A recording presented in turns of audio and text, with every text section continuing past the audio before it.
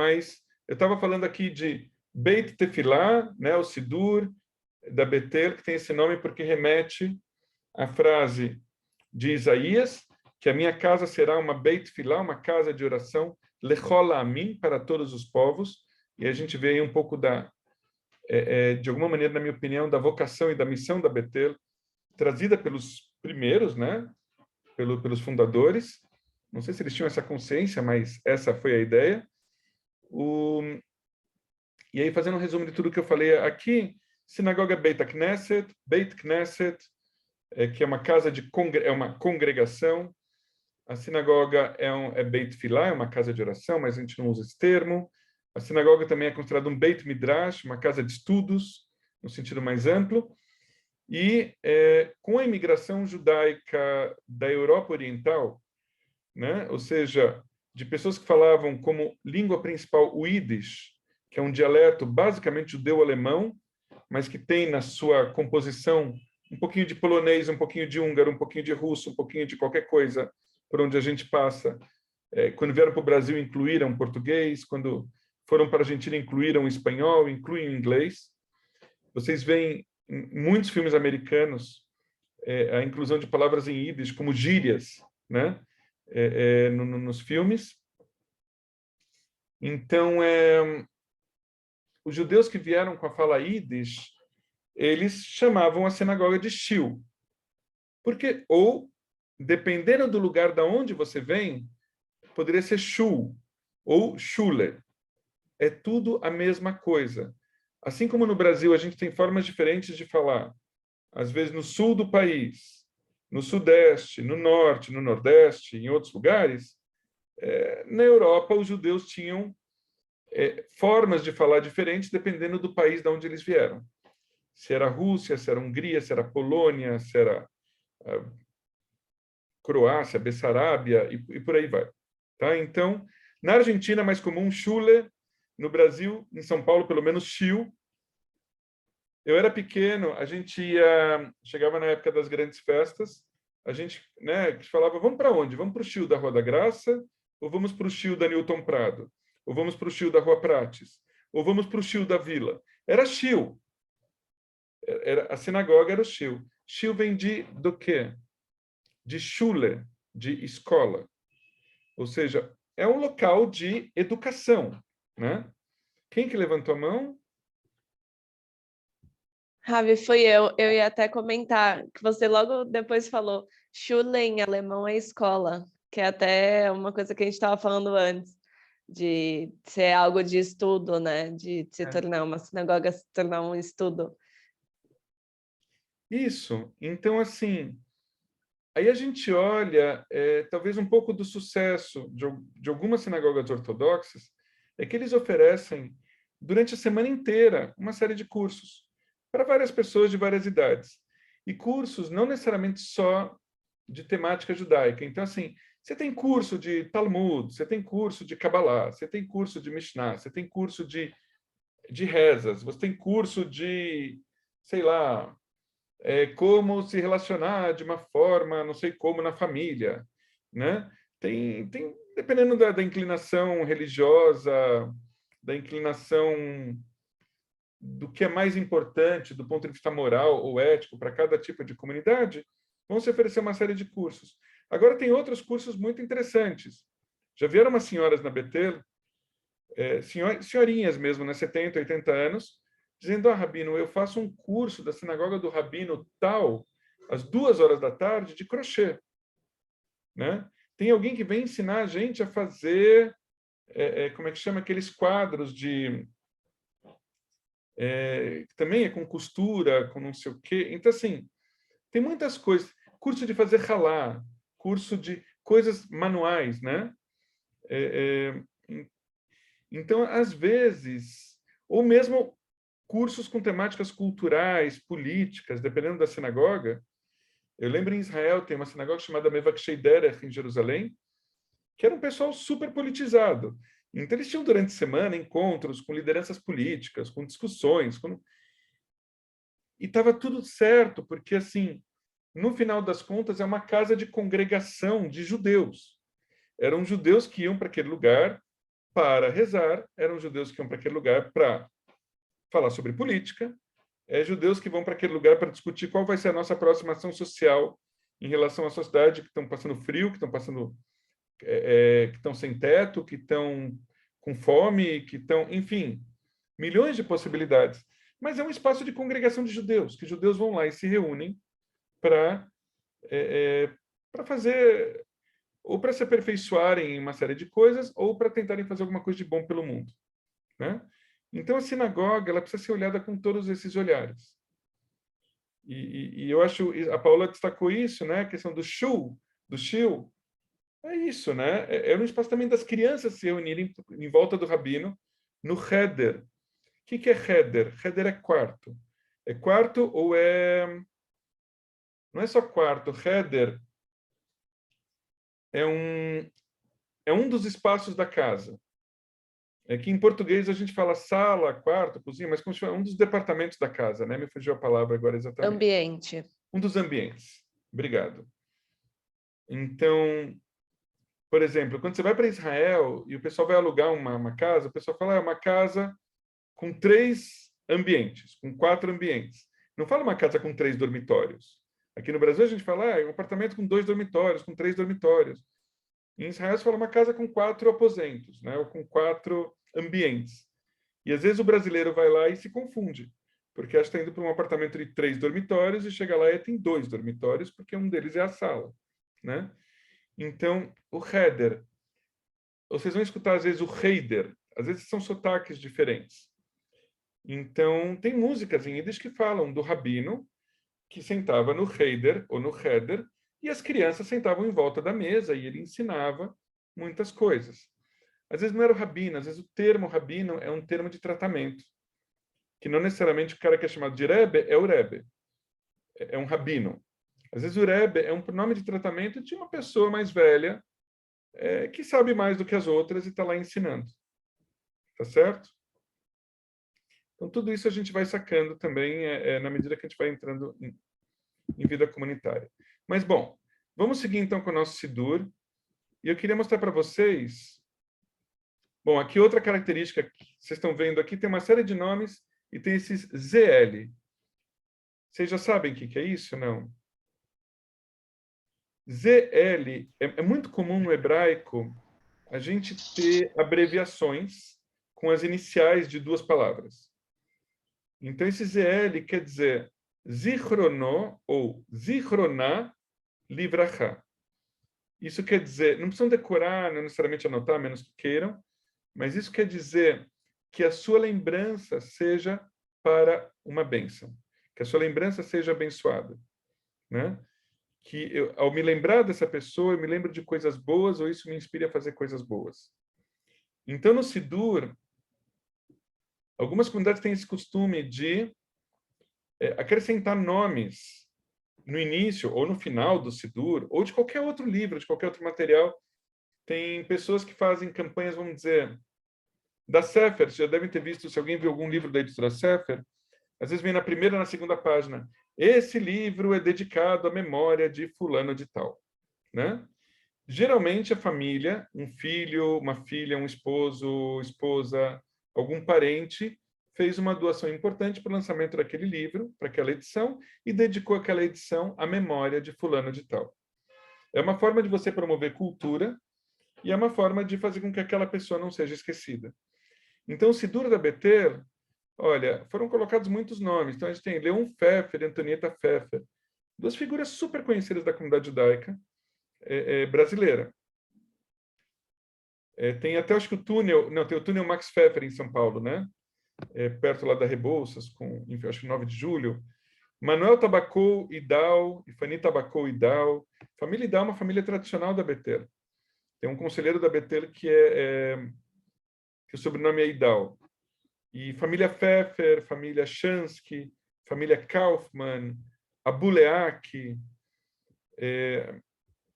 a pessoa que doou o Sidur não, desculpa, o Arana Kodesh, a Arca Sagrada, sabe que tem na sinagoga, que vai, na nossa, ela vai do chão até o teto, gigantesca, com aqueles portões dourados. Quem doou foi o Levi Abuleak, que é filho do Naum e da Geni Abuleak. Então, ele homenageou os pais. Nuno Weidergorn e Mina Weidergorn são pais da dona Betty Pfeffer, talvez a grande matriarca hoje da Betel, né? Se não me engano, são os pais dela, e que são da região da Bessarábia, da mesma região dos meus avós. E por aí vai. Essas pessoas fizeram doações para poder fazer o Sidur, e certamente esse dinheiro foi para mais do que o Sidur, ele foi para ajudar a ter cursos na Betel, a ter coisas, a manter a sinagoga. Fala, Adla. Eu queria perguntar, mas essas letrinhas, elas entram só quando a pessoa já faleceu? Só. Tá. Porque a gente fala que a sua memória seja para uma bênção, ou seja, essa pessoa já não está mais fisicamente com a gente. E é a mesma coisa que você fala de abençoada memória, quando você fala lá no Shabbat? É esse Zir. Como é que fala? Zir o quê? Zir, né? Zir. E depois eu estava, né, tinha quem que se ofereceu da aula de hebraico aqui? Foi João. O João e o João Kuntz. E tem eu estava conversando, Adla, depois a gente comenta melhor sobre isso com a própria Oshrat, né? Por isso eu perguntei para ela hoje se ela dava aulas de hebraico para adultos. Ela falou que só dava para crianças. Mas quem sabe uma hora, né? Zikaron, em hebraico, é lembrança. Zikaron. Tá. Se eu falo a lembrança dela, o hebraico, essa Zikaron vai ficar Zichron, esse R, como se fosse do J espanhol. Zika, o A, ele some, vai ficar Zichron, e aí vai ter A no final ou O no final, se é para mulher ou se é para homem. E aí é parecido com o português. Zichrono quer dizer que a sua memória, né? Zichroná quer dizer que a sua memória para mulher, Zichrono quer dizer que a sua memória para homem. Aí a gente não vai ter inveja também do alemão, né? Que o pessoal reclama que o alemão tem uma única palavra que quer dizer uma oração inteira, né? Numa única palavra. O hebraico tem um pouco disso também, com a complicação que são palavras mais curtas. Ou não. Quando você pega o jeito do hebraico, ele, na verdade, você vai descobrir que é uma língua mais fácil do que o português. De verdade. Né? Na sua construção. Depois eu posso escrever, deixa eu ver se eu consigo escrever aqui no chat. Geralmente se usa o CH para fazer som do J espanhol, tá? Zichrono li... Ai, peraí. O que eu estou fazendo? Li... Tá? A mulher. Não, para homem, desculpa. Ou Zichroná li brachá. Para mulher. Brachá quer dizer bênção. Le, no hebraico, é para a. E aí o B, ele vira V. Enfim, de novo, eu não quero entrar na gramática da coisa agora. Zichrono livracha quer dizer que a sua memória, que a sua lembrança seja, que a pessoa seja lembrada para o bem. Essa pode ser uma outra tradução, né? Que aquele homem seja, que a sua vida seja lembrada para o bem, ou que aquela mulher, que a sua história seja lembrada para o bem, né? É esse o significado. Então, se a gente colocar PL atrás do nome de alguém que estiver vivo, isso vai causar alguma confusão, né? Já passei por isso. Então, enfim. Então, todas essas pessoas contribuíram com o Sidur e é uma forma da gente ter. Aqui tem alguns textos, algumas coisas que podem ter ou não, não vou... aí tinha a pessoa que fez o Sidur na época, que não fui eu, achava muito importante ficar explicando tudo de uma maneira racional. Outras pessoas vão entender que o Sidur é uma obra que, na verdade, não deveria ser vista de uma forma tão racional. A gente precisa entender o texto, mas ela toca muito mais a alma do ponto de vista espiritual. E eu acho muito interessante a gente pensar o Sidur dessa maneira. Né? Quando a gente fica muito preso no lado racional, a gente acaba não conseguindo entrar na vibração que o Sidur, na verdade, se propõe a fazer. Na verdade, a minha vontade é dar uma revisão geral. Nesse Sidur eu já estou fazendo isso. e em algum momento a gente conseguir lançar ele, vamos dizer, versão corrigida e ampliada, sabe? Aquelas ideias bem assim. Mas eu quero tocar em vocês nos pontos que seriam os principais do Sidur, e a gente começar a entrar no Kabbalat Shabbat, Sidur de Kabbalat Shabbat, Sidur da entrada do Shabbat. Depois a gente pode ver isso por escrito, mas só para vocês terem uma ideia no plano geral. O Shabbat, o Kabbalat Shabbat, né? Deixa eu falar uma coisa antes do Kabbalat Shabbat. Eu queria ver com vocês se vocês têm uma ideia de quantas orações, quantas vezes nós devemos rezar por dia, no sentido público. Não sei se já ouviram falar que os muçulmanos têm 5 rezas por dia. Tem uma situação estruturada de 5 rezas por dia. Fala, João. 3. Augusto respondeu aí. Alguém respondeu. O João levantou a mão, mas ele ficou no mudo, então não dava para... Não, é que o Augusto tinha respondido já 3 vezes. 3 vezes. É que a gente é afobado, Quer responder logo pro primeiro.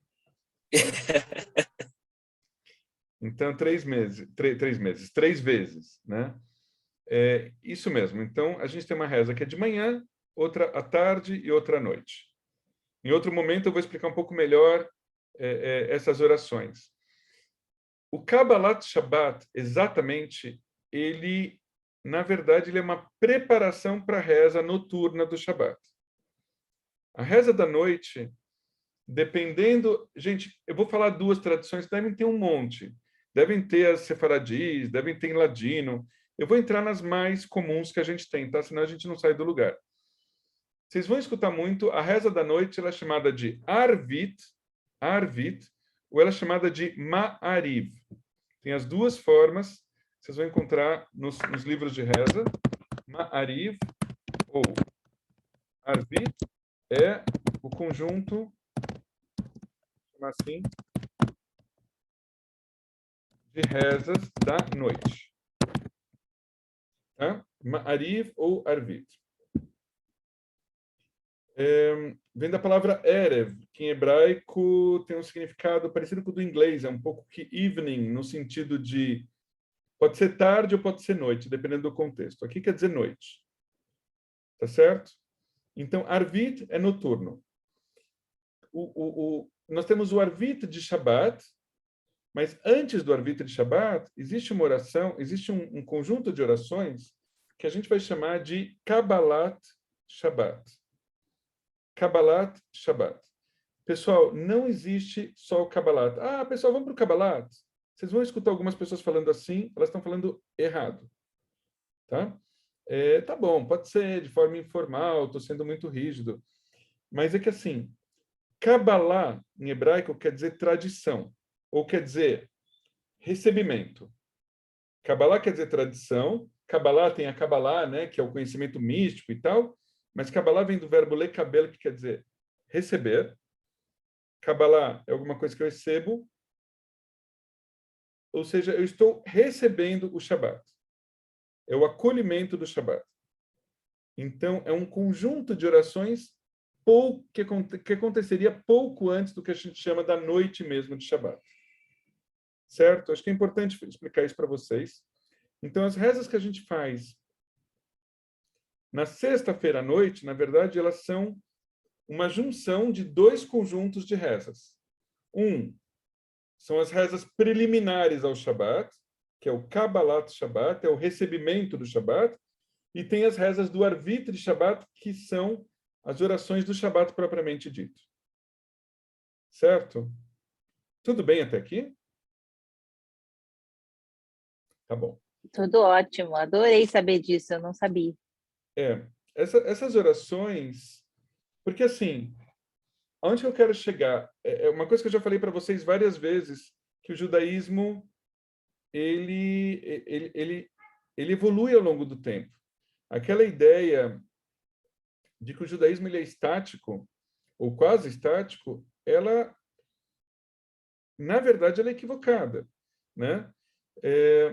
O Kabbalat Shabbat, ele existe, se não me engano, desde o século XVII, talvez XVI, XVII, XVIII, não antes disso. Então, eu sempre digo assim, Maimônides, se você fosse falar para o Maimônides, Lechadodi Likrat Kalá, ele ia falar o que é isso, né? Ele não saberia dizer o que é isso, ele não sabe o que é Kabbalat Shabbat. Maimônides foi um grande sábio do século XII. Não havia Kabbalat Shabbat no século XII. Não havia Bar Mitzvah, cerimônia de Bar Mitzvah no século XII. Não havia Bat Mitzvah menos ainda, né? Tinha um período na história judaica que não havia bênçãos para acender as velas de Shabbat. Você tinha o acendimento das velas, mas você não tinha uma bênção. Então, assim, o judaísmo ele vai evoluindo, não é que para melhor do que era antes, ele vai mudando, mantendo a mesma coluna dorsal, vamos dizer assim, né? Mas ele vai acrescentando coisas, mudando, algumas coisas são mais importantes numa época, deixam de ser em outra, e está tudo bem. Então, em algum momento da história, se criou uma espécie de preparação para o Shabat. Possivelmente vindo de uma história do Talmud, que também traz experiências de vários rabinos diferentes, e dizia que tinha um certo... Não me lembro agora se era um rabino ou se eram alguns rabinos, que eles, antes da reza, eles rezavam 1 hora antes de começar a reza propriamente dita do horário. Sabe como assim? Você chega antes para meditar, para se acalmar, para ir entrando no clima, ao invés de chegar em cima da hora, né? É um pouco essa a ideia.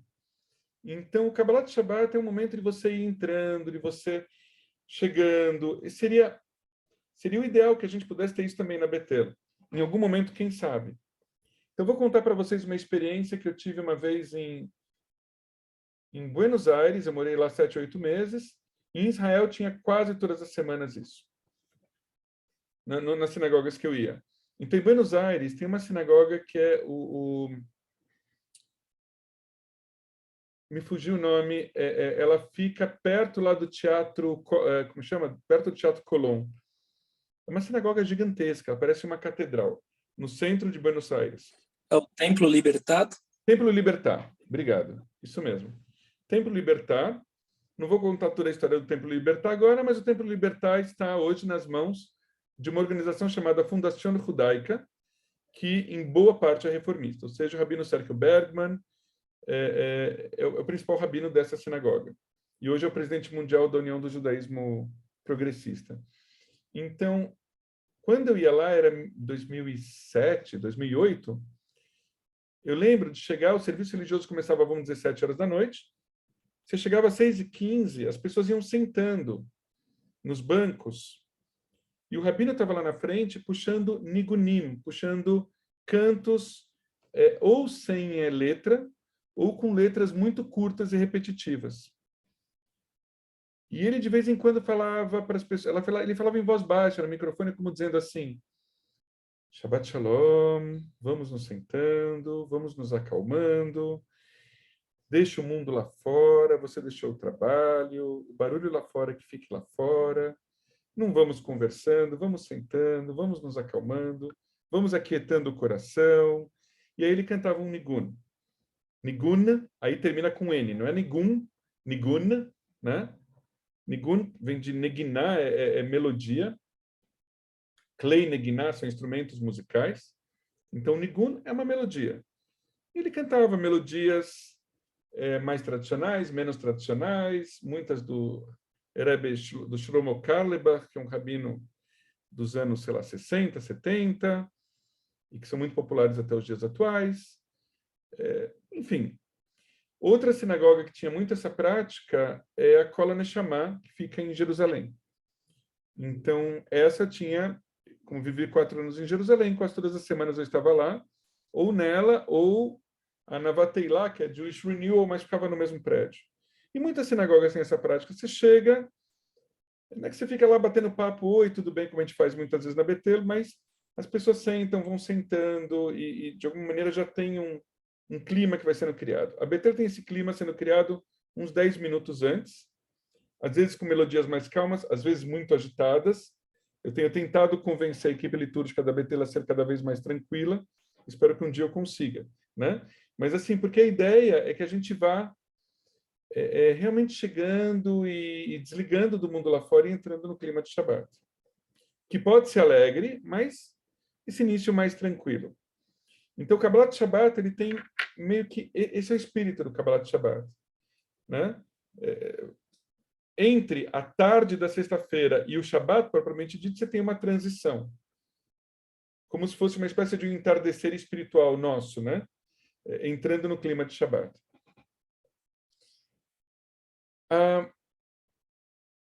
Muitas vezes, em muitos Sidurim, a gente tem como a primeira oração Yedid Nefesh. Yedid Nefesh é um poema da Idade Média que, na verdade, originalmente, ele faz parte da oração da tarde da sexta-feira, da Mincha. Não vou entrar agora nos detalhes disso. Mincha são as orações da tarde. E o Yedid Nefesh, tradicionalmente, ele vem do final das orações da tarde, e aí muita gente pegou essa oração e fez com que ele migrasse para o início das orações da noite. Então, ele fica como uma oração meio de transição entre a tarde da sexta-feira e o Kabbalat Shabbat. Mas não é uma oração obrigatória para esse momento. A gente pode ter outras orações. O que entra mesmo nas orações do Kabbalat Shabbat são, em geral, 6 salmos. Salmo 95, 96, 97, 98, 99 e o Salmo 29. São 6 salmos. Costuma-se ter na tradição, principalmente sefaradi, um poema, um piut. Piut é um poema religioso. Lembra muito poeta, né? Poesia. Uma poesia seria um piut. Mas quando a gente fala de piut, é um poema religioso. Aqui, no caso, é muito comum Ana Bechoar, que vocês conhecem, que a gente canta na Betel, mas que eu nunca tinha cantado em sinagoga nenhuma. Né? Nenhuma não. Acho que em Jerusalém o pessoal canta. Na Colônia Chamá. Mas na CIP não se canta.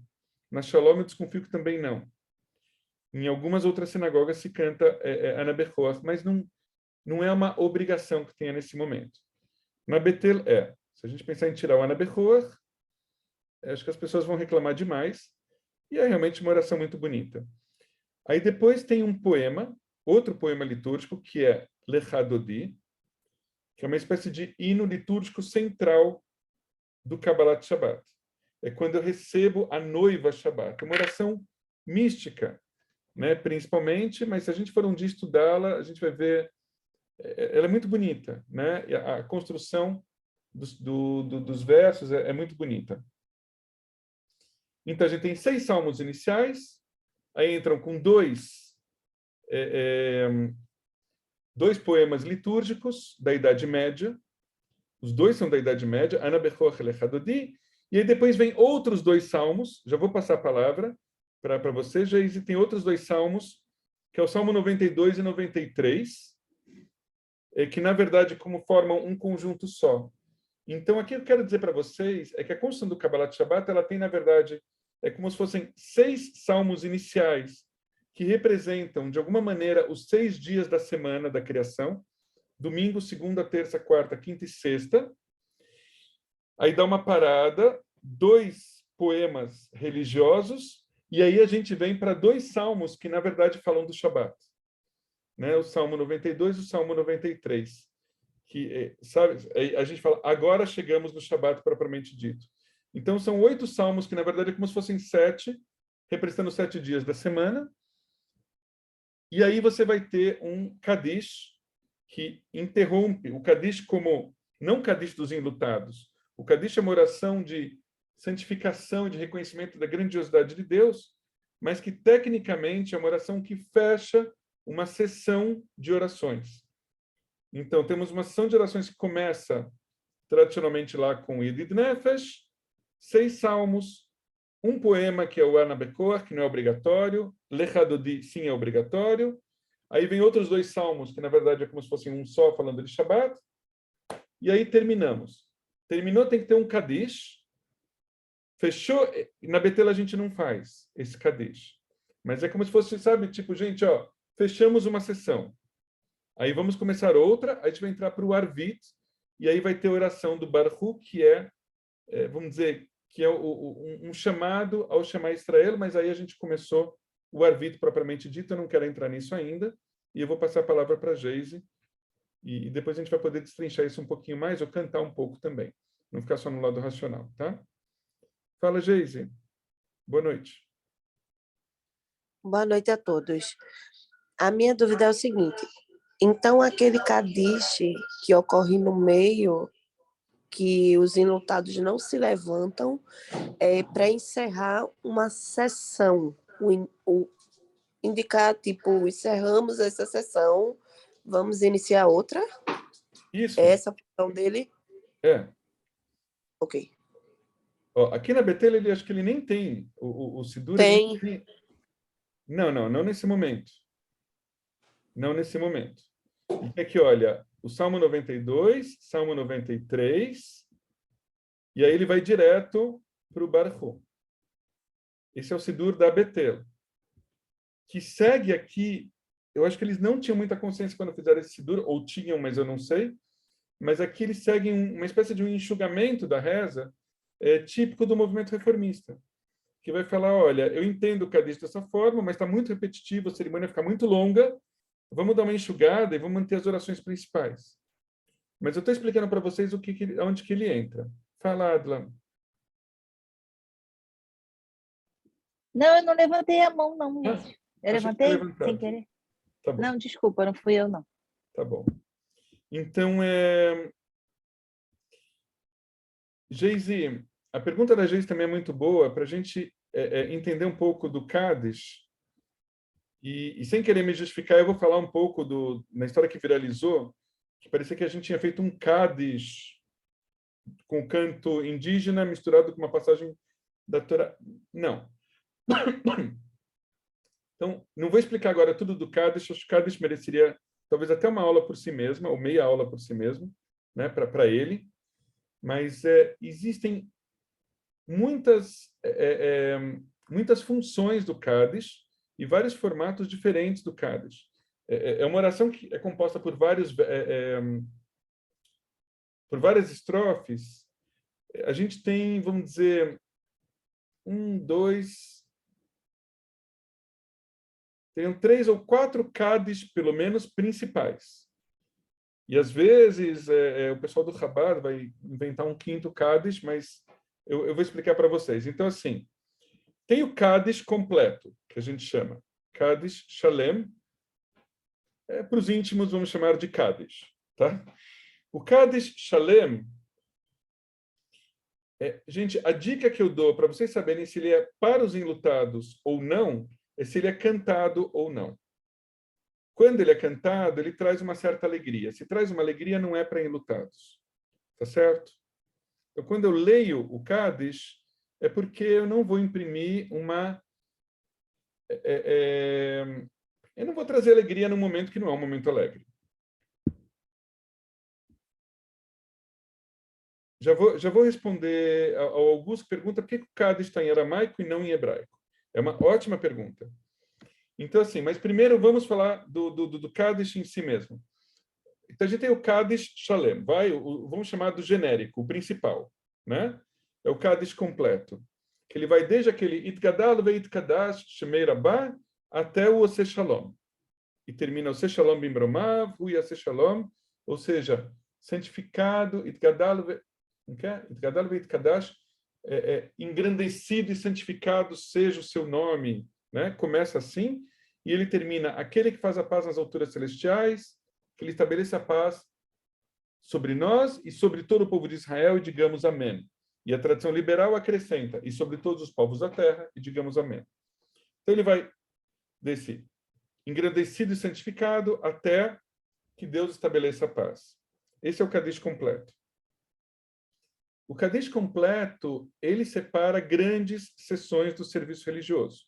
Então, tem partes mais longas que pegam o Shema e a Amidah, ou seja, as partes principais do serviço religioso, antes da parte final das orações finais, antes do Aleinu Leshaber, que nos avisa que estamos chegando no final, tem um Kadish completo. Então, esse Kadish completo, ele está avisando, pessoal, terminei a sessão principal das rezas, composta pelo Shema, ou seja, escuta Israel, o Eterno nosso Deus, o Eterno é um, com as orações que vão em volta dele, uma espécie de guardas que vêm em volta do Shema, né? E protegendo essa oração. E a gente tem a Amidá, que é a grande oração. É um compêndio de bênçãos que são chamadas de Amidá, que seria a oração que fazemos de pé. Essa seria a tradução literal. E que alguns Sidurim vem escrito como a grande oração. Acho que o primeiro que eu vi isso foi o da CIP. Na verdade, traduzido do Sidurim alemães, que traduziam, na verdade, a oração de Ha-Tefilá, a oração. Né? Tipo, a oração. Então, vamos chamar só de a oração, não é uma oração qualquer, é a oração, mas vamos dar uma ênfase, é a grande oração, é a oração principal. Então, o conjunto que vai do Shema, passando pela grande oração, eu sei que ele termina com o Kadish completo. Tudo bem? Quando a gente tem um conjunto mais curto, muitas vezes, como o Kabbalat Shabbat, é importante, mas é menos. É uma preparação, na verdade, para o Shabbat. E eu termino essas orações, que já às vezes duram 15 minutos, e são mais leves, e não tem nenhuma oração principal, não tem um Shema, não tem uma Amidá. São orações, salmos, são coisas que aquecem o coração no sentido mais emocional, mas não entra numa profundidade espiritual tão grande. Ela vai terminar com um meio Kaddish. Né? Ou seja, não vai até o Shalom, ele vai, não chega a ser meio, mas é como se fosse um terço, ou 2/3, talvez, do Kaddish completo. A tradução melhor seria um Kaddish parcial, do que meio Kaddish, porque a gente tem a impressão de que é 50% do Kaddish. Não é. É um Kaddish parcial e que também é cantado. Uma confusão que tem na Betel, que a gente mereceria um dia estudar isso melhor e ter uma questão, e, gente, por favor, isso não é crítica aos nossos Hazanim em particular. Isso é uma crítica a mim mesmo, e é uma comunidade que precisa até aprender mais nessa parte musical. Existem melodias próprias do Kaddish, do meio Kaddish, e melodias próprias do Kaddish completo, né? E às vezes a gente troca e põe uma na outra. E tem melodias que são para certas épocas do ano, e que elas são legais, porque de alguma maneira você está contando para a comunidade, olha, estamos dando atenção ao fato de que estamos na época do verão, ou na época do inverno. Tem melodias próprias para tudo isso. O Reb Zalman, ele fala muito sobre isso. E que de alguma maneira ajuda a direcionar espiritualmente as pessoas, né? Que você no verão cantar uma melodia que tem características mais ligadas ao inverno, é uma questão que as pessoas não prestam muita atenção, ou talvez porque no Brasil as temperaturas variam menos, né, do que em outros lugares. A gente não tem um inverno congelante e depois um verão 50 graus. Então, talvez as orações acabam não refletindo também isso. Mas isso existe. Queria contar para vocês que existe. Tem também, então, eu falei o meio Kaddish completo. Tem um Kaddish chamado Kaddish de Rabbanan, o Kaddish dos nossos mestres. Esse Kaddish, ele de alguma forma, ele deveria ser feito sempre depois de algum estudo. Pode ser uma leitura da Torá, uma leitura da Mishnah, uma leitura do Talmud, uma leitura de Kabbalah. A gente termina uma sessão de estudos e faz o Kaddish, que é uma espécie de agradecimento a Deus e também um agradecimento aos nossos mestres. Então, ele tem um parágrafo a mais que fala Vel Rabbanan, Vel Talmidon, Vel Talmidei Talmideion, Vel Kol Man de Oraita. Então, ela vai dizendo assim, os nossos mestres, e os seus alunos, e os alunos dos seus alunos, e todos aqueles que aprenderam da sua Torá. Quando fala de aprender da sua Torá, quer dizer de aprenderam da sua sabedoria, num sentido mais amplo. Então, tem algum momento que a gente agradece a Deus por termos tido os nossos mestres, que por sua vez tiveram os seus mestres, e com isso essa sabedoria ela vai passando adiante.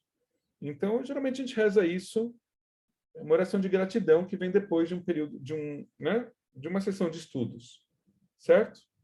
Também costuma ser cantada. Pode ser lida, mas naquele contexto é claro que não é para os enlutados. E tem um momento que a gente reza o Kaddish para as pessoas enlutadas, né? Ou seja, ele não é para o morto, ele é para quem está enlutado, para quem está triste por ter perdido alguém. Dá para entender também isso? Quando a gente vê no Kaddish, não tem nada no Kaddish que fala da morte. Várias pessoas levantaram a mão. Eu queria responder primeiro ao Augusto, né? Mas dizer assim, esse Kaddish, ele é basicamente na construção o mesmo Kaddish Shalem, ou às vezes acrescenta-se aquela passagem do Kaddish de Rabbanan, mas ele é lido num contexto de homenagem vamos dizer, de dar suporte, apoio para pessoas que estão enlutadas, mas ele é pela elevação da alma de pessoas que estão enfermas não, desculpa, olha a confusão que eu fiz. Pela elevação da alma de pessoas que estão mortas, né, que faleceram, mas muito de dar oportunidade para quem está enlutado para falar, e falar isso em comunidade, como é uma forma que a gente tem de identificar quem está enlutado e podermos, depois do serviço, isso é importante contar para vocês. Quando uma pessoa enlutada vem na sinagoga e ela reza, em muitas sinagogas é comum, porque a gente pede para a pessoa se levantar, não é para expor a pessoa. Às vezes, é para a própria comunidade chegar depois, idealmente, e falar, olha, eu sinto muito, você está precisando de alguma coisa? Olha, eu posso te levar uma comida, eu posso... O que eu posso fazer por você? Né? De poder identificar para a comunidade quem está passando por um momento difícil, para que a comunidade se mobilize e ajudar aquela pessoa de alguma forma. Então, acho que esse é um movimento que às vezes a gente fica só no rito, né? A pessoa levanta, senta e acabou. Mas o significado não é esse exatamente. É, de novo, ligado muito à ação. E geralmente isso acontece no final do serviço religioso. Ele deveria terminar com o Kaddish dos enlutados. Como a gente tem uma dificuldade, principalmente nas comunidades liberais, de terminar meio baixo astral o serviço, aí costuma-se colocar um Adonolam, algum outro poema religioso no final, mais alegre, para a gente terminar a coisa em cima. Eu vou abrir a palavra primeiro para o Augusto, que já estava esperando um tempão. Né? Desculpa, Augusto, quando você pergunta do Kaddish em aramaico, não é isso? Aí depois a Geise, vamos falar só por proximidade, estou brincando, mas assim, é que está mais perto, e depois a Letícia também, tá? Augusto, você quer acrescentar alguma coisa na tua pergunta? É isso mesmo? Assim, eu não gostaria... Desliga o microfone aí. Pronto. Está desligado. Oi, Rev, tá me ouvindo agora? Sim. Então, é porque o que eu conheço do Kaddish ser em aramaico e não em hebraico é meio que místico, cabalístico. Eu não queria enveredar por essa história.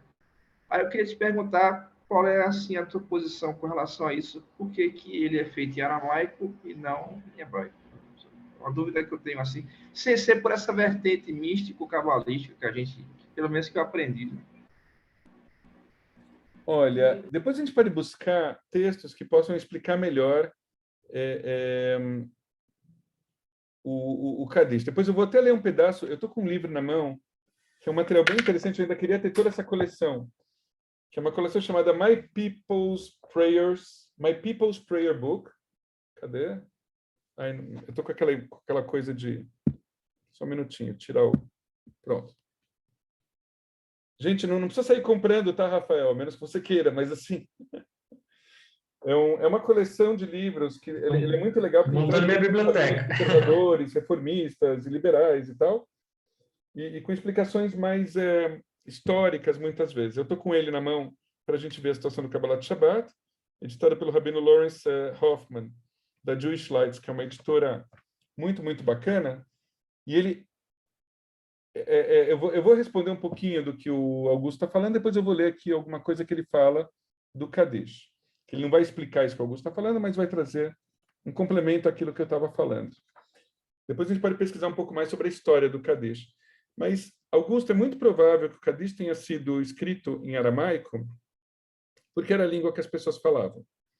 Né? Basicamente, para que as pessoas pudessem agradecer a Deus em alguns momentos, talvez fosse importante que elas falassem numa língua que elas realmente dominassem, e não era o hebraico. O hebraico era Lashon HaKodesh, era a língua sagrada, que era acessível a um grupo muito seleto de pessoas. Então, o hebraico, ele talvez tenha sido muito popular há mais de 2000 anos. Depois ele foi se tornando uma língua cada vez mais elitizada e cada vez mais de um grupo de intelectuais, religiosos ou místicos, até que o hebraico virou praticamente uma língua morta e praticamente escrita ou falada num grupo, mas muito limitado de pessoas, né? O hebraico só voltou a ser uma língua falada de uma forma mais ampla a partir do final do século XIX, né? Quando chega um maluco, vamos dizer, no melhor sentido, agora eu estou me lembrando um dos nomes dele, que era Eliezer Ben Yehuda, e que vem com essa história de recriar o hebraico, inventar novas palavras e tudo, e de repente a coisa pegou, né? Não sabia que língua iria se falar na então Palestina, que estavam imigrando, judeus de vários lados, falava no alemão, se falava no Yiddish, falava o árabe, o que vamos falar? Até que um dia pegou o hebraico e ficou o hebraico. E aí o hebraico se tornou a língua principal do país. Eu sei que tem explicações místicas, cabalísticas, porque os anjos, porque tem várias coisas, mas que eu acho que são explicações muito bonitas e cabem também. Uma não exclui a outra. Eu vejo que, assim, não vamos tomar que uma é a verdade absoluta, não. É uma forma de ver as coisas, a outra é outra forma de ver as coisas.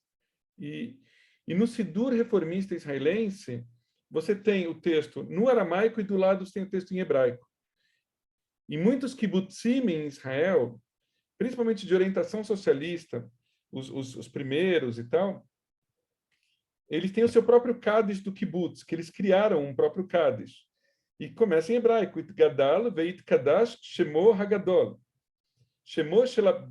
E aí, muito kibbutz, ao invés de falar em nome de Deus, porque alguns não acreditam, né? Tinham pessoas que falavam, não, Deus é uma construção cultural e não acredito em Deus, eles colocavam o Kaddish voltado para a pessoa. Então, não era engrandecido e santificado seja o grande nome de Deus.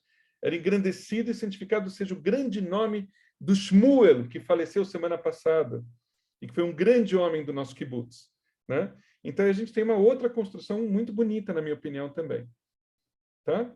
Mas o kibbutz não, o Sidur reformista, ele traz a versão em aramaico e a versão em hebraico do lado. E a gente tem em português no nosso Sidur também, né? Tá bom? A Geise também tinha levantado a mão, a Letícia, depois. Fala, Geise. Hebe, aí tu tem que desligar o teu, Augusto. A seguinte coisa, a pessoa, quando ela está enlutada, que ela se levanta, aí o senhor falou que a melodia, ela muda de acordo com as estações. Seria referente às 4 festas que a pessoa tem que se levantar, naquelas regrinhas do Kadish? Não, acho que está misturando dois assuntos. O que eu quero dizer de novo é o seguinte. Quando vocês ouvirem o Kadish sendo cantado, na melodia que for, tá? Não vamos entrar no mérito, ele não é dos enlutados. O Kadish dos enlutados, ele é falado. Ok. Ele é sempre falado. Agora, quando a gente deve falar o Kadish dos enlutados? Né? Eu sei que a coisa entrou hoje um pouco para o Kadish, mas, enfim, a gente está falando do Kabbalat Shabbat como um todo, né? E sem entrar no Shabbat ainda propriamente dito. O Kadish dos enlutados, primeiro, nós falamos pela família nuclear, que a gente costuma dizer. Então, você fala o Kadish dos enlutados por um pai, por uma mãe, por um marido ou esposa, pelo irmão ou pela irmã, por um filho ou por uma filha. A gente não fala o Kadish dos enlutados por um neto, ou por um avô, ou por uma avó, ou por um primo.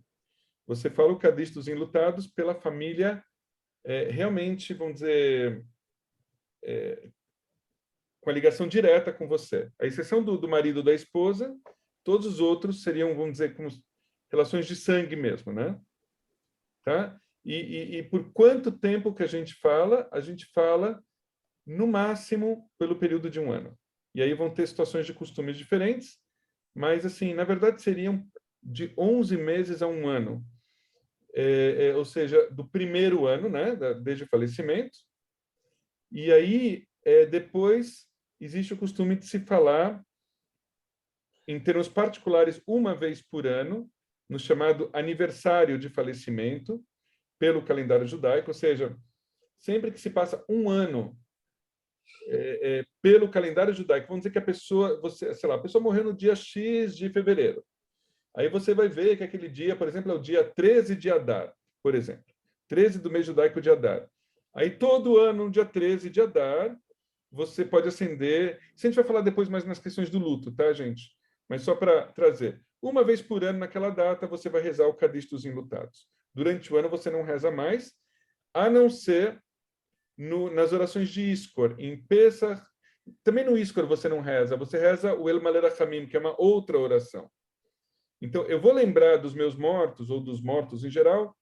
Vamos dizer, agora eu misturei as coisas, gente, desculpa. A questão, eu vou lembrar dos mortos da minha família nuclear, durante um ano e uma vez por ano no aniversário de falecimento. Tá certo? E depois eu vou lembrar daquela pessoa falecida entre outras pessoas falecidas 4 vezes por ano. Mas isso a gente entra num outro momento, senão a gente não vai sair daqui. Tá bom? Mas deu para entender em linhas gerais, Geise? E nas 4 festas também, né? Tá. Deixa eu só organizar. O quê? Nas 4 festas também, né? Pesach, Sukkot e Yom Kippur. Não, porque você tem o Iskor, Geise. Pesach, Shavuot, Sukkot, no último dia de cada uma dessas festas, e no Yom Kippur. Certo. Tá bom? Mas depois a gente vai explicar isso melhor. Só colocar por ordem, tem a Letícia, eu não sei que ordem que a gente estava, vou colocar Letícia, Júlia e Adla, pode ser? Vai, Letícia. Então, por favor. Obrigado. Só para ver se eu entendi certinho. O texto em si é o mesmo do Kadish. E aí vai mudar se você recita metade, inteiro, com um parágrafo a mais, depende da situação, é isso? Basicamente é isso. Tá bom, Se obrigada. ele é cantado, ele não é para os enlutados. Se ele é lido, aí é uma situação para o enlutado. É isso. Obrigada. Júlia, imagina. Mas é bom, porque você deu uma enxugada na história e falou, tá, é isso. Fala, Júlia. Você falou que a gente só reza, né? Só não canta, fala o Kadish para os enlutados, quando é do núcleo familiar. Mas e se for no caso de eu ser criada por uma avó e por um avô? Tipo, nesse caso, eles são o meu núcleo. É uma ótima pergunta. Então, assim, uma questão é a halakha, no sentido da lei judaica, no sentido mais estrito, que assim, tem as exceções, né? Então, essa é a mitzvah. Eu tenho que falar, ou seja, a lei, a regra é, eu devo falar o Kadish só por essas pessoas. A rigor, você não poderia, se você tem, vamos dizer, teu avô está vivo, você perde o teu avô, você não deveria falar o Kadish dos enlutados por ele, porque ele é o seu avô, não é o seu pai. Agora, você vira para mim, Júlia, e fala assim, mas no final das contas ele praticamente foi o meu pai, foi ele que me criou e eu quero falar. Aí estamos numa sinagoga liberal. E aí eu vou dizer para você assim, olha, não é uma mitzvah, não é uma obrigação, mas eu poderia também dizer que também não é uma obrigação falar o Kadish, uma mulher falar o Kadish, do ponto de vista mais tradicional. Então eu diria, Júlia, você sente ele como teu pai? Você sente a necessidade de falar o Kadish por ele? Fala. Né? É um direito seu. Não é uma obrigação, mas é um direito. Como de vez em quando eu tomo a liberdade de fazer o Kadish, a gente costuma também falar o Kadish, além da família, né, do núcleo mais próximo, às vezes, vamos dizer, se fala o Kadish, morreu, sei lá, o presidente de Israel, morreu um grande rabino, quando morreu o rabino Adin Steinsaltz, quase morreu um mestre, então a gente fala o Kadish de Rabanan, o Kadish pelos nossos mestres, e aí a gente fala o Kadish, né? Ou eu tomo a liberdade, como rabino, talvez não em todos os lugares, isso deve ter incomodado algumas pessoas, com a história do Bruno Pereira e do Dom Phillips, que não são judeus. A gente não costuma falar por pessoas não judias. Aqui teria uma pergunta também. Ah, mas eu me torno judia e o meu avô não é judeu. Eu posso falar o Kadish por ele? Eu entendo que sim, porque você é a enlutada. Né? O Kadish não é para o morto, mas é para quem está enlutado. Então, eu entendo que você teria o direito, sim, de falar. E antes de passar para a Adla, te dizer assim, eu senti necessidade de falar, seriam o que a gente pode chamar de alguma forma, como na época da Shoah, se falava na época do Holocausto, e tem no Museu do Holocausto, os justos das outras nações. Então, eu pensei muito nisso quando eu pensei no Bruno e no... Porque eles morreram, eles estavam defendendo a Amazônia, né? Então, assim, não eram judeus? Não eram judeus. mas de alguma maneira, para mim, eu enxerguei eles como tzadikei umot haolam, ou seja, como justos das nações do mundo. E eu achei que eles mereciam essa homenagem. Então, também não era uma obrigação, mas foi uma homenagem, certo? Mas não era uma obrigação. Então assim, quando você está falando disso, eu lembro uma vez, eu não era rabino, era uns 20 anos, mais de 20 anos atrás, e eu dirigi a comunidade judaica de Campinas, eu tinha 20 e poucos anos. E virou um rapaz e se levantou e começou a rezar o Kadish dos Enlutados. Eu tomei um susto, porque eu conhecia o pai e a mãe deles. Eu olhei e falei, gente, o que aconteceu com o Dr. Silvio? E aí o menino chegou perto de mim e falou assim, é a minha avó que morreu, a minha avó materna. Aí eu respirei fundo, do tipo, ufa, mas morreu. E aí veio um senhor para mim e falou, ele não pode falar o Kadish, Rabino, porque é a avó. Eu falei, ele pode, não é a obrigação dele, mas ele pode. Se ele quer rezar pela avó, que criou, ajudou a criá-lo, eu acho que é um direito dele. Então aqui eu estou falando da obrigação / direito, tá bom? Fala, Adlan. E aí reza um ano, toda sexta-feira, o Kadish, é isso? Não. A gente reza toda sexta-feira na Betel, porque a gente não tem minyan. Minyan é o quórum para as rezas diárias. Então, o Kadish, ele deve ser rezado na presença de 10 judeus. Do ponto de vista ortodoxo, 10 judeus ou judias, judias, homens e mulheres. Nas sinagogas ortodoxas ou nas conservadoras mais tradicionais, só os homens. E o Kadish, ele é rezado todos os dias, de manhã, final de tarde, início da noite. Por quanto tempo? Por um ano. Um ano? Por um ano. Por um ano. Nossa. Então, assim, algumas situações disso. Interessante como a gente acabou, né? Falamos muito do Kabbalat Shabbat, algumas situações, passamos um pouco. Eu queria ter rezado os Salmos, não vai dar tempo, vai ficar para a próxima aula, não tem problema, tá? Mas eu acho que é legal a gente falar do Kadish, porque é um momento. Eu estava falando pro Márcio, que é o nosso Hazan, que eu acho que a gente tem que ensinar os nossos jovens que estão em preparação de Bar e Bat Mitzvah, a gente tem que ensinar a falar o Kadish. Porque uma das coisas mais importantes é chegar. Uma das situações mais difíceis que eu vejo de algumas pessoas é chegar na hora que morre um ente querido e a pessoa não sabe falar o Kadish. As pessoas se sentem muito constrangidas nesse momento. Então, agora que eu estou tendo uma vivência maior de pessoas que estão perdendo entes queridos e tal, eu percebo o quanto é importante a gente aprender a falar o Kadish. E eu vou depois gravar para vocês, depois me cobrem se eu não fizer isso, para vocês também aprenderem, porque eu acho que vale a pena. Tá? Não estou desejando aqui a morte de ninguém, gente, não estamos puxando a morte de ninguém, pelo contrário. A gente está criando uma situação para ajudar a honrar os nossos entes queridos no momento que eles partirem, né? Porque, afinal de contas, nós não somos Highlanders, né? Fora, o pessoal brinca que fora o cara lá dos Rolling Stones, né? E a rainha da Inglaterra, né?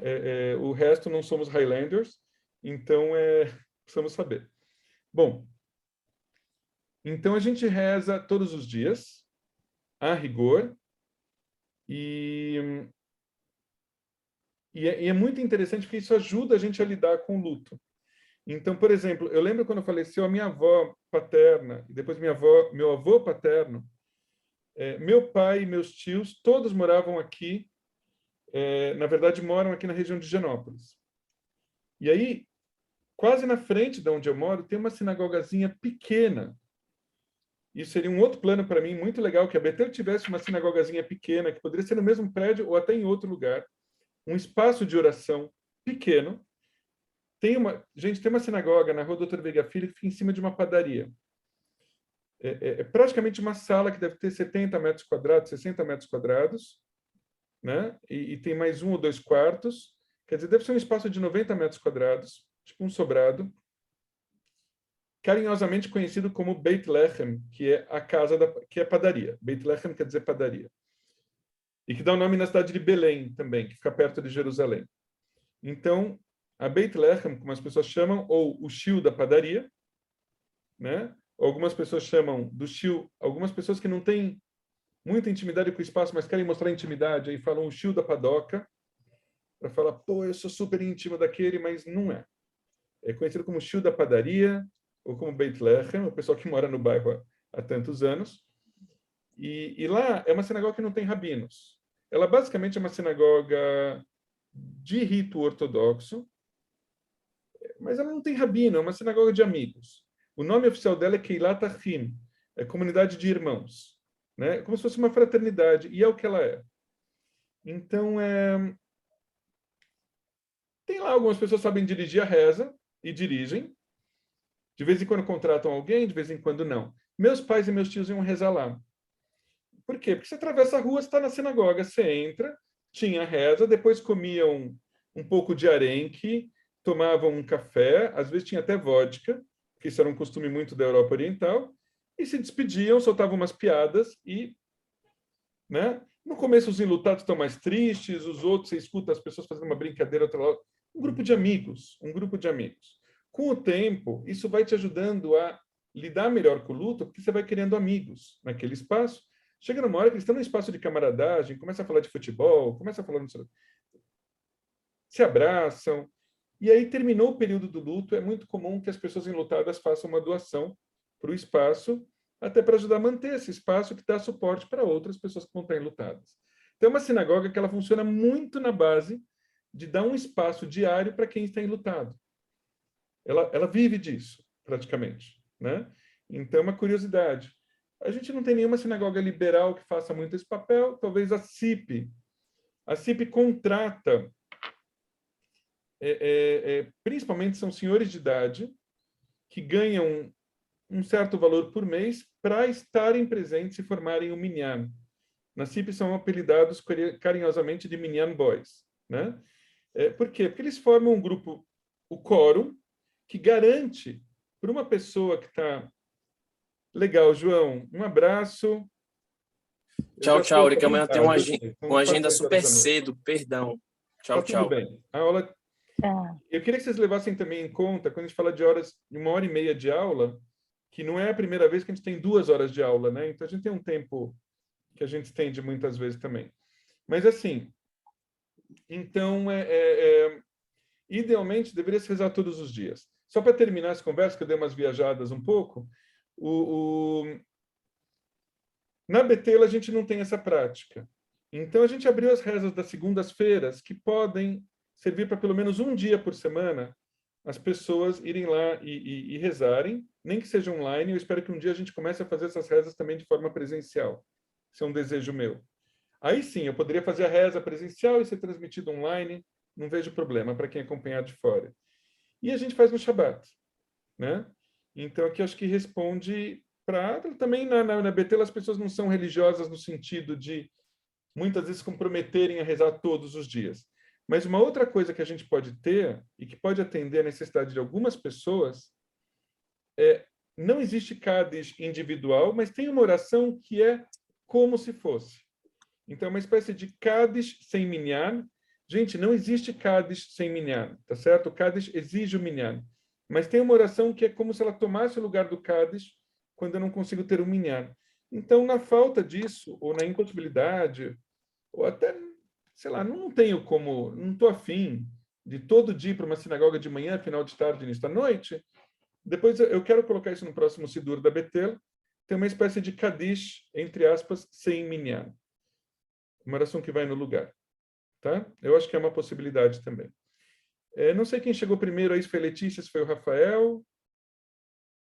Tanto faz. Não? Letícia primeiro. É que está com a mão levantada. Não, desculpa. Acho que é porque eu não abaixei. Desculpa, não é nada. Então, Rafael. Rapidinho, são duas perguntas. A primeira é, como obter esse link de segunda? Porque eu já tinha ouvido falar em algum momento, mas aí não acabei também esquecendo de perguntar. Esse é um. O outro é assim, me chamou a atenção em relação você comentou do seu pai, seu tio visitando uma sinagoga em frente, mas aí pertencendo, por exemplo, acho que a outra. Como funciona, por exemplo, quando a gente está em algum lugar viajando, por exemplo, vou estar nos Estados Unidos daqui, acho que uns 3, 4 meses, e vou ficar um período lá, 2 semanas mais ou menos. Eu falei, pô, poderia ir num Shabbat lá, né? Então, assim, é possível a gente fazer isso, né? É normal, porque normalmente é restrito, né, a entrada. Como que faria se porventura a gente quisesse fazer um Shabbat fora da Eu nossa queria sinagoga? primeiro, eu estou procurando aqui para responder as duas perguntas. Uma, eu queria muito que vocês se inscrevessem para receber o WhatsApp da Betel. Não sei se vocês já recebem, mas tem como se inscrever para vocês passarem a receber. Eu estou procurando aqui onde que eu pus. Manda aqui no WhatsApp. Eu acho que você já mandou, se eu não estou enganado. Eu acho que você já mandou. Eu perdi. Então, peraí. Então, mas eu queria mandar de novo no grupo. Tá aqui, estou encontrando. Eu vou encaminhar. Deixa eu ver aqui.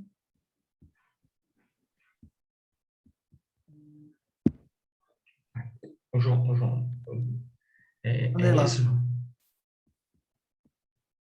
Só adicionar que eles começam a mandar automaticamente. Eles começam a mandar automaticamente. Eu mandei aqui agora. E aí, então você clica lá e aí ele vai te dar as instruções de como cadastrar. E nesse cadastro, você vai receber vários posts. E às segundas-feiras costuma ter um post do tipo, vamos estudar Torá, ou vamos, alguma coisa nesse sentido, que aí tem a reza das 6 às 7. Né? Semana que vem eu não vou estar porque, geralmente sou eu que faço, eu não vou estar porque eu vou estar de férias, mas o Márcio vai fazer a reza, e depois talvez o Jorge, ou talvez alguma outra pessoa da comunidade vai fazer o estudo, vai dirigir o estudo de Torá, que costuma ser muito tranquilo, costuma ir até, eu marco até 7 horas, acaba se estendendo até umas 7h15. E aqui um ponto importante, de alguma forma a gente está simulando lá, vocês são muito bem-vindos, eu queria até que viesse mais gente, tem um público meio fixo, agora que se formou de umas 12 a 15 pessoas, queria que outras pessoas também viessem, e que vocês pudessem espalhar para outras pessoas também, da comunidade judaica principalmente, né, que é o nosso foco principal, ou pessoas que vocês saibam, queiram se aproximar, aí falem antes comigo. Tá bom? Aí eu prefiro para a gente poder trazer a coisa num contexto que seja bacana. Então, a gente começou a fazer isso online, e lá você vai perceber, vai ver, vai ter o link, e aí vai ser pelo Zoom. Né? Não é uma coisa controlada, né? Precisa autorizar, né? Ter alguém que te conheça, né? Para poder autorizar a entrada, quem estiver controlando, para a gente evitar aqueles Zoom bombers, aquelas coisas, ou, eventualmente, como já aconteceu, entrar fulano que é do grupo, que a gente não sabe direito de onde que é, às vezes são messiânicos, né? Jews for Jesus, ou, sei lá, que se passam por judeus sem ser, grupo Bnei Anossim, não sei de onde, que não são... Eu sou fã da questão dos Bnei Anossim, mas não vou explicar agora essa questão de pessoas que se consideram descendentes de judeus da época da Inquisição, e aí tem uma mistura meio esquisita, e você não sabe direito qual é a intenção da pessoa ao estar na reza. Então, assim, a gente quer uma sinagoga com as pessoas que são, né, do nosso time, vamos dizer assim, né, que pensam mais ou menos como a gente. Isso é uma coisa. Então, por isso, cuidado e de ser um grupo fechado. Meio semi-fechado. E a outra questão vamos dizer que você não pode ficar para depois das 7 horas. Simplesmente saia. Não precisa se despedir. Às vezes o pessoal falando, até falou isso também para o Augusto, agora quero para alguns de vocês. Gente, não precisa se despedir ao sair no grupo do sábado, tá bom? Não pode ficar mais tempo? Saia. Porque se você se despede, muitas vezes atrapalha o estudo, atrapalha a reza. Então eu prefiro que, assim, tá na hora de sair, você não pode ficar mais, cansou, sei lá, não... Sintam-se na casa de vocês, é a sinagoga de vocês, levantem e vão embora. Não tem, isso não é falta de educação. Imagina quem está no Shabat na sexta-feira na sinagoga, e, sei lá, são 8h20, e aí o Fábio está lá, e o Fábio precisa ir embora às 8h15. E o Fábio levanta a mão e fala assim, Rabino, estou indo embora, viu? Tchau. Ele parou todo mundo para... Não cabe fazer isso, né? Então, eu estou exagerando, mas, assim, entendam cada vez mais a sinagoga como se fosse uma casa de vocês. A gente começou falando de Beit Knesset, um espaço de congregação, um pouco da ideia de ser uma casa estendida da gente. Tá? Então, acho que é importante isso também. Fala, Julia. Eu não sei, respondi as duas perguntas, Rafael? Sobre a visita em sinagogas, por exemplo, em outros países. Aí você entra em contato comigo em particular e fala, estou indo para tal lugar. Aí eu vou te falar, olha, conheço, não conheço, olha, aqui tem uma sinagoga liberal. As comunidades liberais costumam ser mais receptivas. Mas, dependendo do país, tem questões maiores ou menores de segurança.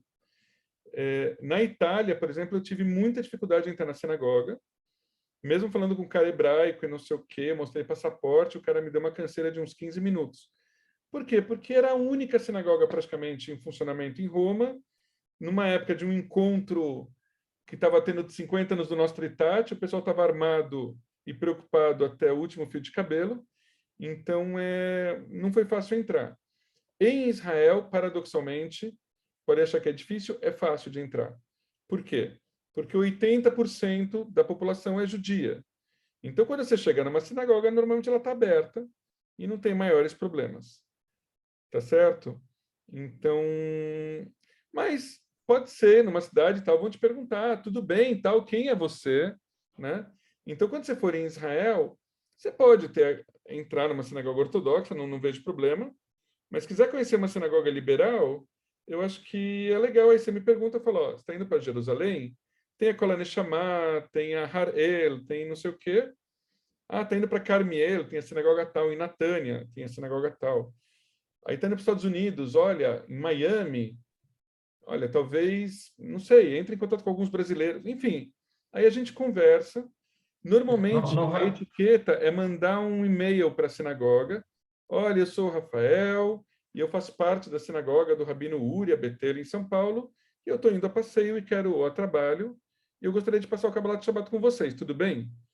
Em geral, eles vão responder do tipo, tudo bem, seja muito bem-vindo, e eles já sabem quem você é, e não vai ter maiores problemas.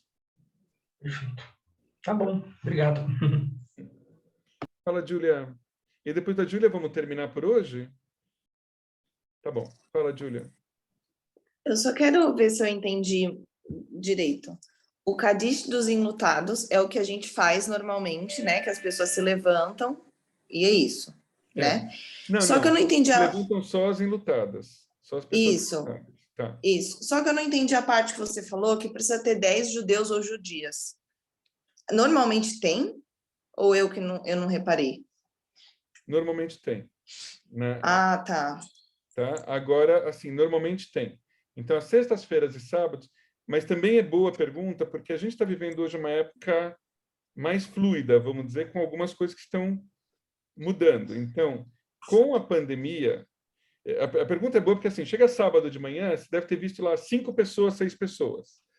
Aí a gente fez o Kadish dos enlutados, porque eu estou levando em conta, eu estou acompanhando, estou vendo pelo YouTube, de alguma forma, do meu lado, e percebo que tem 30, 40 pessoas que estão nos acompanhando. E eu sei que dessas pessoas, tem várias delas, a maioria delas são judias. Tem uma ou outra que não é, tem algumas que não se manifestam, mas das que se manifestam, eu estou vendo que são pessoas que eu conheço. Então, vendo as pessoas que estão acompanhando presencialmente, mais as pessoas que estão acompanhando online, eu estou tendo um Kadish, Tá. E aí estou fazendo o Kadish. Mas muitas sinagogas não fazem. Tem muitas sinagogas que só levam em conta, mesmo entre as liberais, quem está presente na sinagoga e conta só quem é judeu, né? Então, vou te dar agora uma questão na Betel. Por exemplo, a gente conta homens e mulheres. Aí nós temos o Ilan Mizrahi, que está transmitindo. Mesmo que ele não esteja exatamente rezando, ele está dentro da sinagoga, ele conta no minyan. É curioso, você não precisa necessariamente estar rezando. Era essa a minha segunda pergunta. Precisa estar no ambiente, né? Então, algumas pessoas podem ficar irritadas. Às vezes, eu ficava, quando era mais jovem, começava às vezes uma reza e tinha pouca gente, e tinha o rabino lendo jornal. Não estou brincando. Eu começava a reza, estava o cara lendo jornal. Eu falava, mas, rabino, você pode prestar atenção, pelo menos? Não, quando tiver minyan, eu começo a reza. E ele estava contando lá. E depois eu fui descobrir que, pela lei judaica, você precisa ter 10 judeus no recinto. Alguns vão dizer, inclusive, no prédio. Então, a gente tem lá o Ilan Mizrahi, está meio rezando, mas ele está principalmente dirigindo a transmissão. A gente tem o Márcio, o Dani, eu e a Sabrina. Já somos 5 aqui, né? Com mais 5 pessoas no público que sejam judias, a gente tem um minyan. Acima de 13 anos para os homens, 12 para as mulheres. Então tem isso também, os adolescentes também contam. Então não é difícil a gente ter esse número. Mas sábados de manhã a gente tem que contar dificuldade, e aí eu estou contando as pessoas online. Principalmente por causa do tempo da pandemia, que muita gente queria rezar o Kadish dos enlutados, tinham perdido entes queridos, e eu achava uma pena a gente não poder rezar. Mas, a rigor, você tem razão. Sábado de manhã a gente não tem tido, muitas vezes, minyan. Não, eu perguntei porque eu achei que eles precisassem colocar o... Como que é o nome? Não, eu imaginei isso, não sei por quê. Não, mas é outro ponto importante. O talit, para mim, identifica quem é judeu e quem não é na sinagoga. Eu não quero falar assim, não entram não-judeus na minha sinagoga. Mas eu quero que vocês venham, por exemplo, e vocês ainda não são formalmente judeus. Agora, quando tem um judeu, eu costumo oferecer o talit para eles colocarem. Uma outra pessoa fala, rabino, não precisa. Eu não vou obrigá-lo, mas se eu conheço a pessoa, tudo bem. Se eu não conheço, o cara não pôs o talit, eu não conto ele no minyan, porque eu não conheço, eu não sei se é judeu ou se não é. Um dos problemas que tinham na Betel quando eu cheguei é que todo mundo punha talit, judeus e não judeus. E aí não era uma questão de discriminação, é uma questão de quem eu posso contar para aquele rito, né? Então eu preciso, o talit para mim ele me traz uma informação, na verdade. Eu vou trazer para vocês outras informações sinagogais curiosas. Nas sinagogas ultra-ortodoxas de Jerusalém, ou mesmo nos Estados Unidos, tem sinagogas que o homem só usa o talit depois de casado. Na maioria das sinagogas, o homem usa o talit a partir dos 13 anos, ou depois termina um processo de conversão. A partir dos 13 anos põe o talit. E nas sinagogas reformistas, as mulheres também, a partir dos 12 anos. Nas comunidades ultra-haredis, haredis seriam comunidades ultra-ortodoxas, só depois de casado. E aqui você tem símbolos sociais. Por quê? Porque as mulheres elas ficam num mezanino, numa galeria separada, e elas olham para baixo, normalmente. E elas olham e elas sabem quem são os homens casados e quem são os homens solteiros pelo talit. Então você tem aqui, gente, uma outra comunicação rolando na história. Quando eu falei que esse negócio serve de espaço de paquera, é verdade. Né? Inclusive no meio ultra-ortodoxo. As mulheres, no meio ultra-ortodoxo, você sabe que elas são solteiras porque elas estão com o cabelo solto. Então, tem comunidades que as mulheres estão com tranças. Não são todas. Você precisa saber em que tribo você está, se a gente fosse falar nesse sentido. Mulheres com tranças, em alguns lugares, elas querem identificar aquela mulher é noiva. Ela não é casada, mas ela está comprometida. As mulheres com cabelo totalmente solto, quer dizer, essas mulheres são solteiras. As mulheres estão com um lenço na cabeça, ou uma peruca na cabeça, quer dizer, essas mulheres estão casadas. Então, você sabe quem você pode se aproximar, quem você não pode. Entende? Então, assim, tem esses sinais. E dos homens é o talit ou não talit. Isso nas sinagogas ultra-ortodoxas. Vamos lá, vai, gente. Hoje é saideira, né? Antes das férias. Então, fala, tem a Geise que levantou a mão primeiro. Fábio, um abraço e boa noite. Eu vou passar para a Geise e depois para a Adla. E aí a gente termina. Rapidinho. Tá? Como é o nome daquele encontro que tem durante a lua cheia? Dentro da sinagoga para se paquerar? Como é o nome? Não é para paquerar. Nós temos na lua cheia. Desculpa, eu entendi o que você quer dizer. Não é um encontro, nós temos uma data no calendário judaico que depois a gente vai falar isso em outro momento, que é Tu Be'av, o dia 15 do mês judaico de Av. Nós estamos próximos dele. Nós temos Tisha B'Av, que é um dia de luto, que é o dia da destruição dos 2 templos, que vai acontecer aí mais ou menos final de julho, começo de agosto, e 6 dias depois, no dia 15 do mês de Av, Em Israel, é uma festa que está se tornando muito popular. Há pouco tempo atrás não se falava dela, mas é uma festa da época do Talmud, que está se tornando muito popular nos meios religiosos e não religiosos. É uma espécie de dia do amor. É uma espécie do dia dos namorados do calendário judaico, né? Que ela vai acontecer todo dia 15, é sempre lua cheia. No mês de Av, esse é o dia do amor, vamos dizer assim.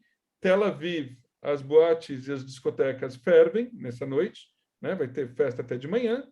E em Jerusalém vão ter algumas coisas, né? As pessoas vão criar. Se tornou um evento, né? Mas não é exatamente um Hag, não é um feriado religioso. Tá bom? Eu vou passar a palavra para a Adla agora e a gente vai terminar para valer. Fala, Adla. Não, é mais curiosidade mesmo. Os homens de Talit são os solteiros ou os casados? Eu não peguei. Os casados. Ah, tá bom. Tá. Obrigada. Tá? E isso nesse meio ultra-ortodoxo. Nas comunidades, em geral, começa a se colocar Talit a partir do Bar Mitzvah. Então é isso, gente. Então, vamos parar por aqui hoje, então, né? Já são quase 10h30.